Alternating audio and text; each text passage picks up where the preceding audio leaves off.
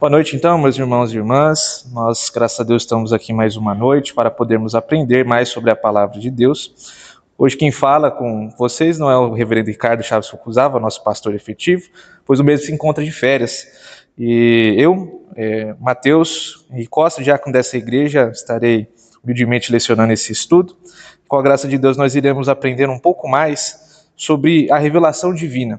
Esse conteúdo que nós estudaremos hoje, ele não é meu, ele é do saudoso reverendo R.C. Sproul, pastor presbiteriano dos Estados Unidos, que contribuiu muito com a edificação da igreja através de muitos livros. Nós estamos estudando um livro dele, o Conhecimento das Escrituras, mas agora estamos numa pausa, mas também visitaremos o R.C. Sproul através do livro Verdades Essenciais da Fé Cristã, um livreto da nossa editora Cultura Cristã, e nós estudaremos hoje o primeiro capítulo desse livro, que vai tratar acerca da revelação divina. Os irmãos que estão aqui conosco presencialmente na igreja, eu peço que acompanhem a leitura na folha, e nós iremos comentando conforme for passando os parágrafos. Leamos. Tudo que sabemos sobre o cristianismo nos foi revelado por Deus. Revelar significa tirar o véu. Tem a ver com remover a cobertura e descobrir algo que está encoberto. Quando meu filho era pequeno, Sproul falando, nossa família desenvolveu uma tradição anual para comemorar seu aniversário. Em vez da prática geral de entregar os presentes, fazíamos isso por meio da nossa versão caseira do programa de televisão Vamos Fazer um Trato. Eu escondia os presentes destinados a ele, por exemplo, dentro de uma gaveta, debaixo do sofá, ou até atrás de uma cadeira. Então, lhe dava algumas opções. Você pode ganhar o que está na gaveta da minha escrivania ou o que está no meu bolso. O ponto principal do jogo era o grande trato do dia. Eu colocava 3 cadeiras, uma ao lado da outra, cada uma delas coberta com um lençol. Cada lençol encobria um presente.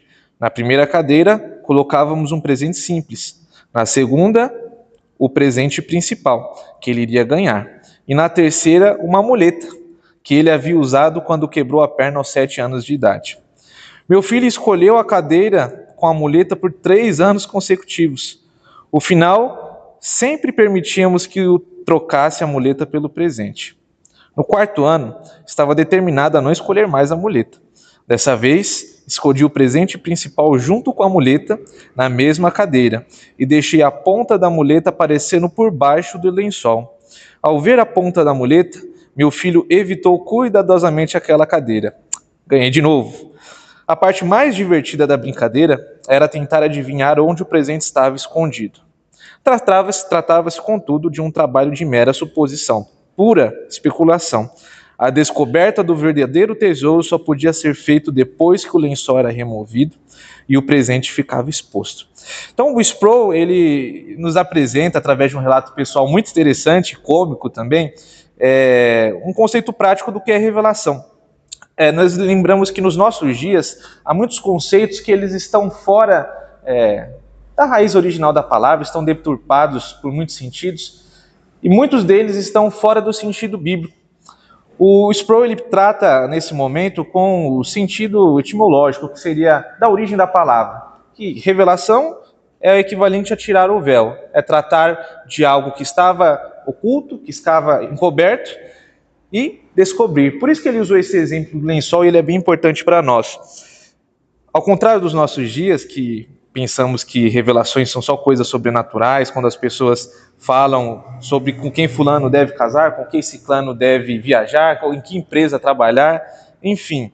O Sproul nos apresenta o conceito que é básico de que tudo aquilo que nos estava encoberto e agora é revelado, é um tipo de revelação. E é muito interessante, por quê?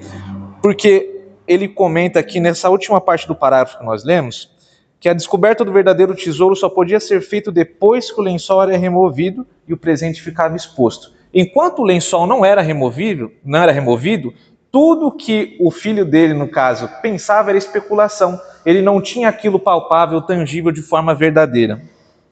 E o Sproul vai continuar aplicando isso agora às verdades bíblicas.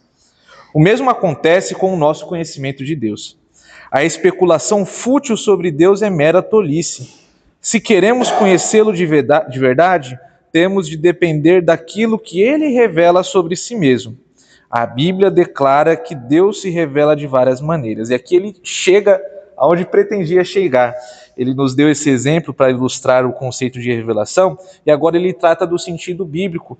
Por quê? Porque não é difícil nos nossos dias nós encontrarmos muitos especuladores sobre Deus, pessoas que falam, Deus para mim é isso. Não, Jesus para mim foi aquilo.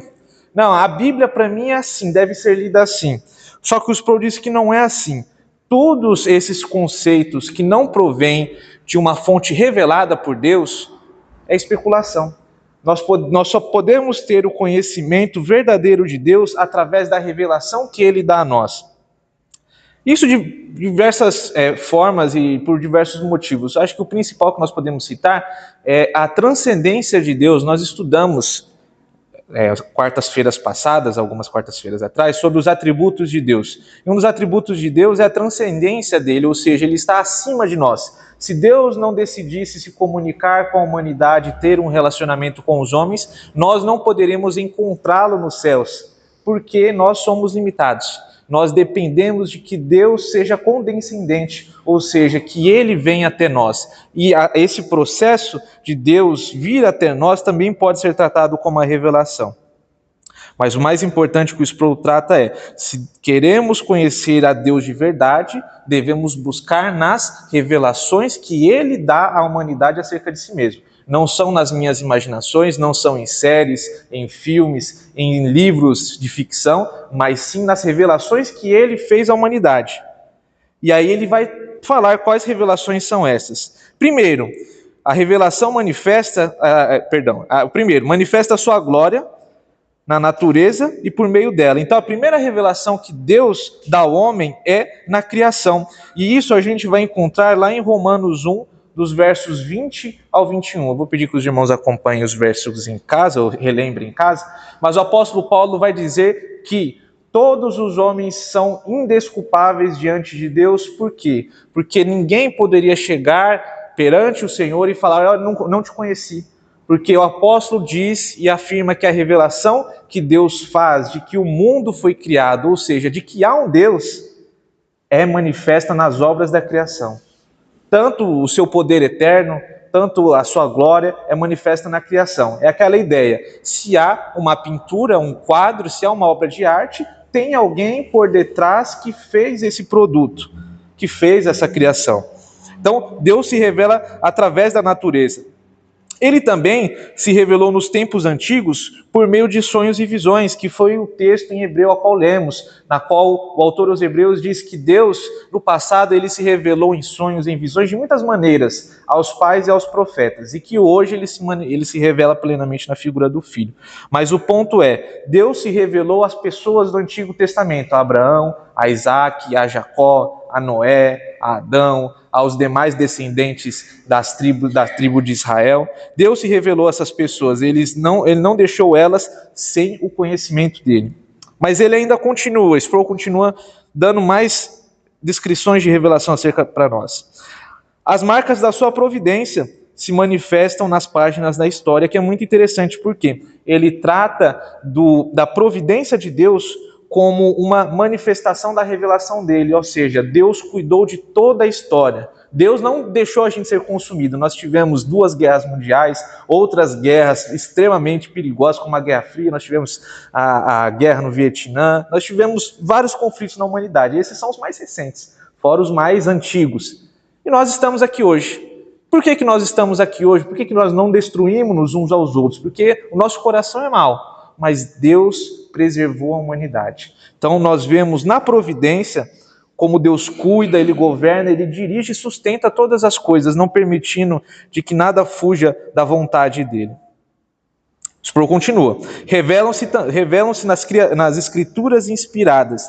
E aqui nós temos a revelação especial de Deus. Por quê? O Sproul vai tratar mais à frente, mas é aquela revelação específica que nos ensina acerca de quem Deus é. Nós vimos que Deus é criador através das obras da criação, mas nós conhecemos mais do caráter de Deus seu amor, a sua bondade, a sua misericórdia, a sua salvação através da Escritura Sagrada. E ele termina dizendo que o ponto mais alto da sua revelação é visualizado em Jesus Cristo, tornando-se humano, o que os teólogos chamam de encarnação. Mais uma vez, o texto bíblico que nós lemos antes de começar o estudo, que Jesus Cristo, ele é a revelação máxima de Deus para a humanidade. Por quê? Porque ele é o Salvador. Ele é o plano a qual Deus providenciou e decretou antes da fundação do mundo, que homens e mulheres fossem salvos mediante a obra de Jesus Cristo. E Jesus Cristo se revelou a nós. Ele encarnou e habitou entre nós. O Sproul continua. O autor da carta aos Hebreus escreveu: havendo Deus outrora falado muitas vezes, de muitas maneiras, aos pais, pelos profetas, nestes últimos dias nos falou pelo Filho, a quem constituiu herdeiros de todas as coisas, pelo qual também fez o universo. E aqui, mais uma vez ele cita o texto a qual nós tratamos, ele vai agora afunilar esse tipo de revelação de forma didática para nós compreendermos. Ele vai dizer que Deus, ele se revelou principalmente de duas formas, de que todas estas manifestações da revelação de Deus em visões, na criação, através das Escrituras Sagradas, elas podem ser agrupadas em dois conjuntos. E ele vai dizer quais são. Embora a Bíblia fale das diversas maneiras em que Deus se revela, distinguimos entre dois tipos principais de revelação: a geral e a especial. A revelação geral é chamada assim por duas razões. Primeiro, é geral no seu conteúdo. E, segundo, é revelada para uma audiência geral, para um público geral. Muito bacana, porque esses dois termos eles são muito comuns quando nós estudamos teologia. É o primeiro ponto que nós estudamos teologia, né? Como que Deus se manifesta, como que Deus se revela, para nós assim podermos estudar acerca do que ele revelou. E o Sproul, ele vai trazer algo que eu não tinha visto em outros livros, que é muito bacana. Ele vai nos explicar o porquê que o termo revelação geral é geral, por que não é outra palavra. E aí ele vai explicar. O conteúdo é geral. A revelação geral nos proporciona o conhecimento de que Deus existe. Os céus proclamam a glória de Deus, diz o salmista. A glória de Deus é manifesta nas obras das suas mãos. Essa manifestação é tão clara e visível que nenhuma criatura pode deixar de percebê-la. E ela revela o poder eterno de Deus e sua divindade, conforme nós conversamos em Romanos 1, do 18 ao 23. A revelação na natureza, porém, não proporciona uma revelação plena de Deus. Não nos dá informações sobre o Deus Redentor que encontramos na Bíblia. O Deus que se revela na natureza, entretanto, é o mesmo Deus que se revela na Bíblia. E aqui é muito bacana. Revelação geral, por quê? Porque o conteúdo é geral. O conteúdo é geral no que tange às obras da criação. É uma coisa muito genérica. Nós olhamos para a criação e nós vemos que alguém criou essa criação. É bem lógico até.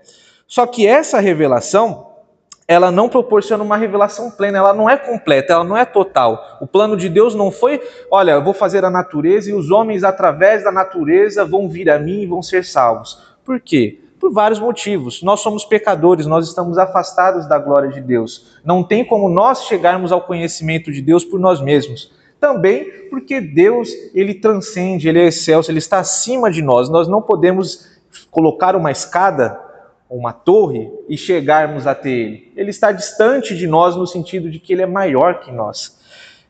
Então essa revelação ela não nos dá informações sobre o Deus Redentor que encontramos na Bíblia. Então essa revelação ela é importante, ela torna todos os homens indesculpáveis diante de Deus, é o que nos é revelado na carta de Paulo aos Romanos, porque quando chegar o tribunal de Deus, o trono branco, onde Jesus Cristo irá julgar todas as coisas, não há quem possa chegar assim e falar, olha, eu não mereço o inferno, porque eu não sabia que existia Deus. Mentira, porque todas as pessoas, das mais simples às mais estudadas, podem se refletirem, pensarem, inculcarem na sua mente como que o universo surgiu, como que as coisas foram criadas, vão perceber que há um Deus por detrás. Podem não saber que é o Deus bíblico, até porque é muito genérico. O conteúdo é geral, mas vão ter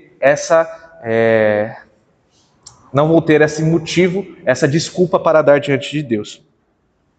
Mas ainda assim, O que Deus se revela na natureza é o mesmo Deus que se revela na Bíblia. Então, conteúdo geral. Primeiro motivo para se chamar revelação geral. E depois, o segundo motivo é porque o público é geral. Nem todas as pessoas já leram a Bíblia ou ouviram a proclamação do Evangelho. A luz da natureza, porém, brilha sobre todos, em todos os lugares, em todos os tempos. A revelação geral de Deus acontece diariamente. Deus nunca fica sem testemunho de si mesmo. O mundo visível é como um espelho que reflete a glória do seu Criador. Então, o Sproul, ele trata desse público como todas as pessoas que existiram, estão vivendo aqui ou ainda existirão. Essas pessoas não podem chegar diante de Deus e falar: olha, eu nunca ouvi falar de que poderia vir um Deus. Por quê? Porque em todo tempo, em todo lugar, nós temos a criação. Nós temos montanhas, mares, rios, lagoas, o planeta Terra, os astros, os planetas do sistema solar. Nós temos conteúdo muito grande e muito complexo para mim chegar, ou para você chegar e dizer: não, isso tudo surgiu do acaso. Foram causas espontâneas, reações em cadeia que levantaram esse mundo, e tudo foi produzido através de uma expansão cósmica que se aqueceu. Os homens têm as suas teorias, mas nós temos a revelação de Deus, que Ele criou todas as coisas. E por isso mesmo, não há como nós fugirmos dessa verdade. E ele termina de forma belíssima, dizendo que o mundo visível é como um espelho que reflete a glória do seu Criador. É aquele momento a qual a gente pega um pôr do sol ou um amanhecer e a gente vê a grandeza, a beleza das obras de Deus. A gente vê a grandeza dessa natureza, a grandeza do mundo ao nosso redor. Não o mundo como sistema político e corrupto, mas o mundo quanto criação. Lagos, mares, os animais. Tudo isso provém de um Criador exímio, glorioso, e essas coisas que são belas não se comparam à beleza daquele a qual criou essas coisas. É isso que o Sproul nos diz. Mas ele continua: o mundo é um palco para Deus. Ele é o autor principal, que aparece em primeiro plano e no centro. Nenhuma cortina pode fechar-se para obscurecer sua presença. Basta um olhar de relance para a criação para se perceber que a natureza não é sua própria mãe. Não existe a tal mãe natureza. A natureza em si mesma não tem poderes para produzir qualquer tipo de vida. A natureza em si é estéril. O poder de produzir vida reside no autor da natureza, Deus. Colocar a natureza como uma fonte de vida é confundir a criatura com o Criador. Todas as formas de adoração da natureza, portanto, são atos de idolatria e abomináveis para Deus. E aqui é uma excelente aplicação desse ensino que ele nos traz. Isso é muito comum, desde pequeno nós vemos filmes, séries, programas infantis que retratam a natureza como uma coisa independente, como uma fada, um tipo de pessoa ali que cuida dos animais e que é contra os humanos, que destrói a natureza. Só que esse conceito, como é retratado nos filmes, é uma ficção, né? Isso não é verdadeiro. Por quê? Porque a natureza em si não tem poder para produzir qualquer tipo de vida. É aquele conceito, né? Vida não surge do nada. Vida é gerada por vida. Então, a natureza não pode se autogerar. Ela necessita de uma causa anterior e principal que é mais poderosa que ela. E nesse caso, nós que temos essa revelação geral e reconhecemos o Deus das Escrituras, cremos que Ele, como Criador, que fez tudo isso. Sem Deus, nada poderia ter vindo a existir, porque nada surge do nada. Essa é a ideia. Então, Deus é o autor da natureza. E aí, por esse motivo, nós erramos se adorarmos a natureza ao invés do Criador. É o que Paulo trata também na Epístola aos Romanos, dizendo que aquelas pessoas às quais ele estava tratando eram indesculpáveis, porque eles chegaram tão baixo a ponto de colocar um animal, uma feitura de mãos, como se fosse o Criador de todas as coisas. Trocaram a glória do Deus invisível por coisas visíveis. E não há desculpa para isso. Por quê? Porque nós vemos que o Criador, ele não é a natureza. São são coisas separadas. Deus é um ser separado e a natureza é a obra das suas mãos. E aí ele faz uma crítica a muitas religiões animistas e panteístas. Quais são as religiões animistas? Geralmente são as religiões de tribos indígenas, que enxergam na natureza divindades como Sol, Deus Lua, Deus Mar. Também nas religiões panteístas, que enxergam que Deus está difundido na natureza. Então, a árvore tem que tomar cuidado, os animais têm que tomar cuidado, porque aquilo faz parte de Deus. Deus é uma coisa abstrata. E o Sproul nos ensina que não, Deus é um ser pessoal e ele é um criador, ele não se mistura com a criação. Deus é maior que a criação. Seguindo, o Sproul ainda vai nos ensinar mais. À luz da força da revelação geral, todo ser humano sabe que Deus existe. O ateísmo envolve a negação total de algo que é reconhecido como verdadeiro.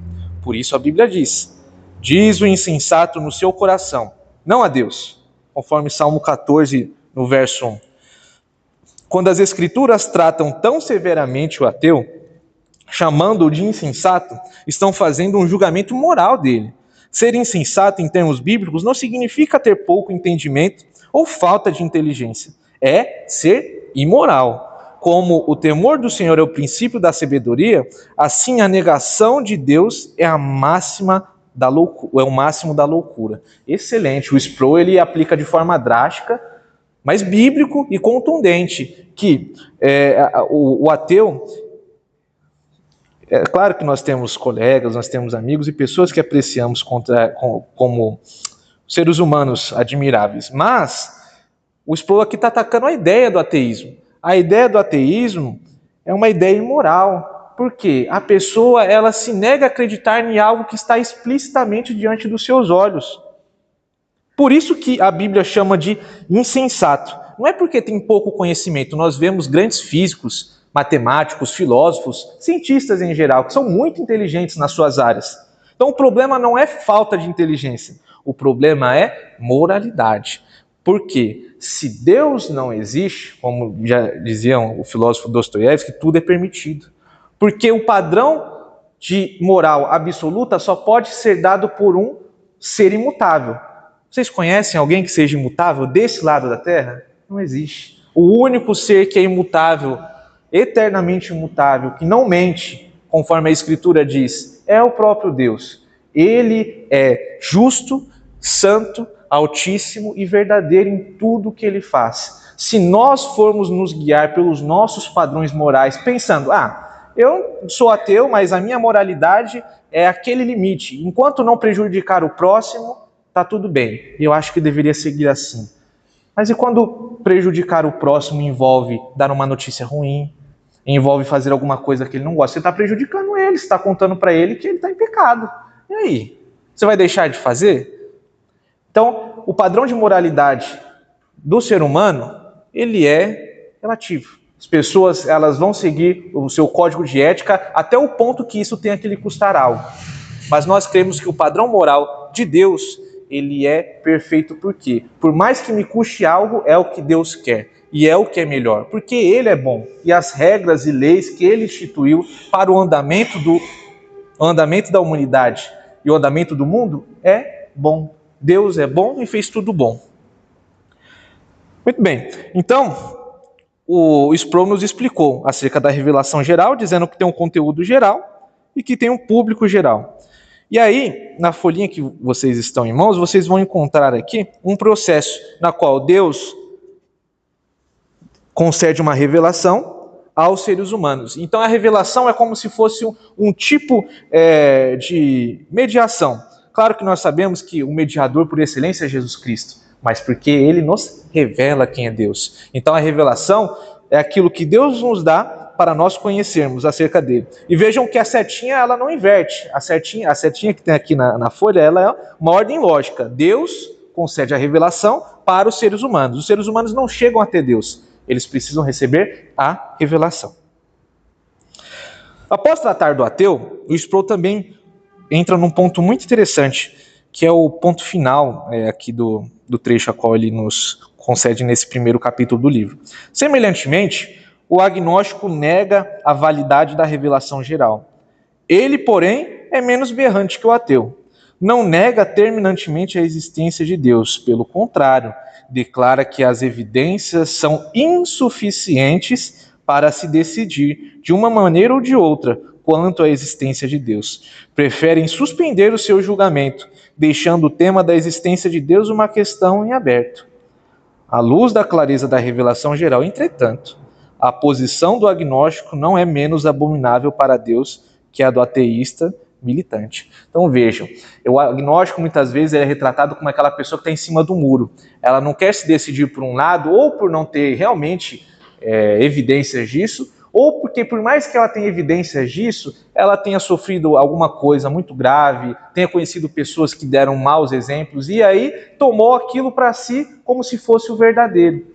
Só que o Sproul, amparado pela doutrina da revelação geral, nos diz que os dois são abomináveis diante de Deus. Por quê? Porque tanto um como o outro não reconhecem plenamente a existência de Deus como Criador, sustentador e soberano sobre todas as coisas. Então, o agnosticismo, ele, embora seja menos insensato, é igualmente condenável pela Escritura.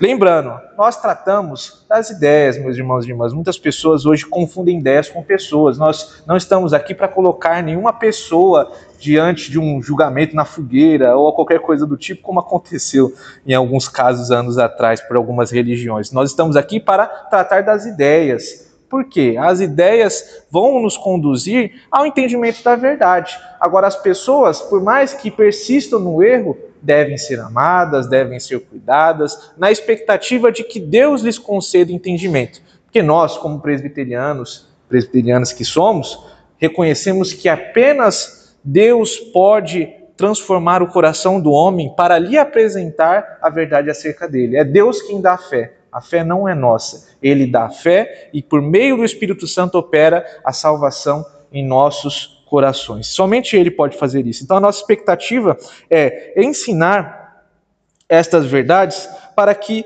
através delas, Deus resgate almas, Deus transforme pecadores, Deus redima pessoas que estão perdidas nas trevas do entendimento que rege esse mundo a qual nós vivemos.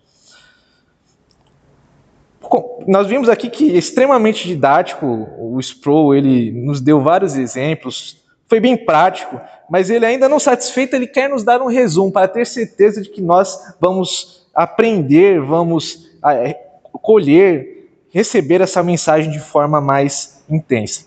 Então, primeiro, o cristianismo é uma religião revelada. O cristianismo não foi fruto de um sonho de um judeu no século I que teve algum êxtase. Não. O cristianismo é uma religião revelada. Deus revelou, através de Cristo Jesus, qual é o meio pelo qual ele salva pecadores. Ponto. Ele revelou. Nós não inventamos, nós não refletimos, não é coisa da nossa cabeça. Segundo, a revelação de Deus é uma auto-manifestação. Ele remove o véu que nos impede de conhecê-lo. E aí, aquele exemplo do véu que é excelente. Nós estamos com uma cortina, até o momento de que Deus vem e tira essa cortina para que nós possamos conhecer acerca dele. Terceiro, não podemos conhecer a Deus por meio da especulação. Especulação é especulação. Dificilmente especulação vai levar à verdade. E é impossível especulação levar à verdade no sentido bíblico. Nós não podemos dizer quem Deus é ou deixa de ser pelo nosso coração. Ah, não, para mim Deus é isso, eu sinto que Deus é uma força que rege tudo. Não, eu sinto que Deus é o amor e quando eu estou amando o meu próximo. Não. Tudo isso está incompleto, sendo otimista, e na pior das hipóteses, que é a verdadeira, está errado. Deus é aquilo que ele revelou na Bíblia. E ainda assim, nós não podemos aprender todo o ser que Deus é. Deus revelou-se a nós, mas nós temos que lembrar que a nossa mente é limitada. Nós não podemos falar, eu conheço plenamente a Deus. Por quê? Porque nós somos pecadores e pecadoras. Nós sequer conseguimos aprender e conhecer Deus plenamente pela revelação que nos é dada. Como que eu posso chegar com arrogância e falar, não, eu conheço a Deus e Deus é isso, isso, isso? Não. Deus, na sua misericórdia, se revelou a nós. E o pouco conhecimento que ele nos deu acerca dele já é muito para a nossa cabeça frágil e cheia de limitações. Quarto, Deus se revelou de várias maneiras ao longo da história. Nós vimos que ele se revelou através de sonhos, de visões, que Deus se revelou principalmente na criação, como a revelação geral, mas que nos últimos dias, e que a revelação máxima dele, ele se revelou através de Jesus Cristo, que é a revelação plena do que Deus é e do que Deus deseja de nós, quanto humanidade. A revelação geral, ela é comunicada a todos os seres humanos, por isso ela é geral. Ela é geral no seu conteúdo e ela é geral no seu público. Sexto, o ateísmo e o agnosticismo são baseados na negação daquilo que as pessoas sabem ser a verdade. E isso aqui é inegociável, irmãos. Eu sei que é difícil e, de fato, nós não precisamos ser tão contundentes como muitas pessoas são em apontar o dedo e falar, olha, você está errado, você é isso. Não. Nós somos chamados a exercer um caminho melhor, um caminho de amor, de mansidão, na expectativa de que Deus transforme o coração do pecador. Nós não somos aqueles que vamos pegar uma pessoa pelo colarinho, empurrar contra a parede e falar, ou você crê, ou você não vai ser legal para você. Não, nós não somos assim. Nós somos chamados a pregar o evangelho de forma racional, bíblica, mas sempre com a expectativa de que quem vai converter as pessoas não somos nós. É o Espírito Santo de Deus, aquele que convence da verdade, da justiça e do juízo. Sétimo, a insensatez tem por fundamento a negação de Deus. Aqui é muito interessante. Quer saber se uma pessoa é insensata? É aquela pessoa que não crê no Deus bíblico. Ah, mas o que você quer dizer? São só os ateus e agnósticos? Não. Estou dizendo as pessoas que não creem no Deus bíblico, que negam a existência de um Deus bíblico, seja qual religião ou ausência de religião que for. Essa pessoa é tratada na Bíblia como insensato. Por quê? Porque ela não está seguindo aquilo que ela está diante dos olhos. É você saber que se você tomar chumbinho, você morre, você tomar mesmo assim. É você ser insensato. Oitavo e último. A sabedoria tem por fundamento o temor de Deus. Então isso é um motivo para nós nos alegrarmos, porque a Bíblia nos trata como salvos se nós cremos e tememos ao nosso Deus. Por quê? Porque nós acatamos aquilo que ele nos diz e nós não tomamos o chumbinho, nós reconhecemos que não tem véu, porque Deus se manifestou. Deus se manifestou na criação. E a nós que somos os mais abençoados, não porque somos melhores ou porque somos piores do que alguém. Talvez nós reconheçamos como os piores, deveria ser assim. Mas é porque Deus decidiu nos abençoar com a revelação dele mesmo. E aqui o Sproul coloca mais um diagrama para nos ajudar a entender como a revelação em dois círculos. O primeiro, que é o círculo mais externo, é a revelação geral, Deus como o Criador. Ela é comunicada a todos os seres humanos, porém, não é uma revelação suficiente para salvar, porque essa somente é através do que nós chamamos de revelação especial, que é a manifestação de Jesus Cristo, que é através da Bíblia a nós apresentado. A Bíblia é a nossa revelação especial, por quê? Porque ela não só fala de um Deus que criou tudo, mas ela fala de um Deus que salva. Por isso ela é especial. E tanto é que ela está no centro do círculo, porque Deus é o Redentor,